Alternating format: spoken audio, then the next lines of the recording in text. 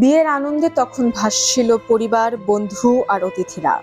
হাসি, শুভেচ্ছা আর নতুন জীবনের স্বপ্নে ভরপুর ছিল জর্জিয়ার ডসনভিলের সেই ভেন্যু।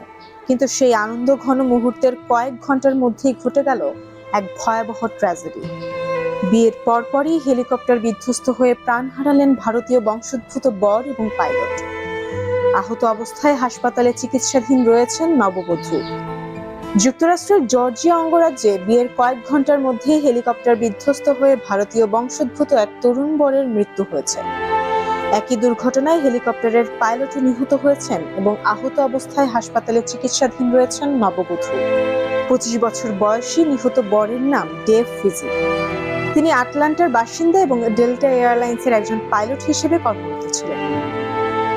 শুক্রবার ডসন কাউন্টির ডসনভিলের কাছে একটি 5 আসনের রবিনসন R-66 হেলিকপ্টার বিধ্বস্ত হলে তিনিও পাইলট প্রাণ হারান।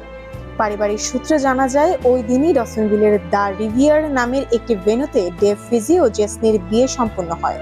অনুষ্ঠানে কয়েকশো অতিথি উপস্থিত ছিলেন।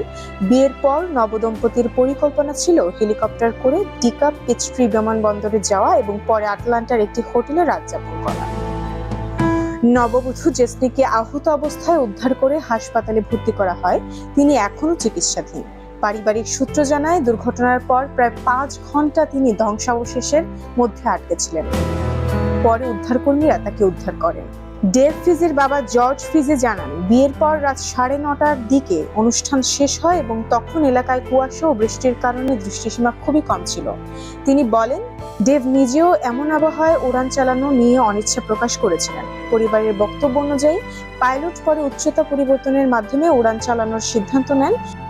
এরপর কিছু সময় পর হেলিকপ্টারটি ডসনভিলের দক্ষিণ পশ্চিমে দুর্গম ও পাহাড়ি বনাঞ্চলে বিধ্বস্ত হয়। স্থানীয় বাসিন্দারা জানান, দুর্গম এলাকা ও ঘন জঙ্গলের কারণে উদ্ধার অভিযান জটিল হয়ে পড়ে। উদ্ধারকর্মীদের ঘটনাস্থলে পৌঁছাতে দীর্ঘ সময় লাগে এবং অফরোড যানবাহন ও গাছ কেটে পথ তৈরি করতে হয়।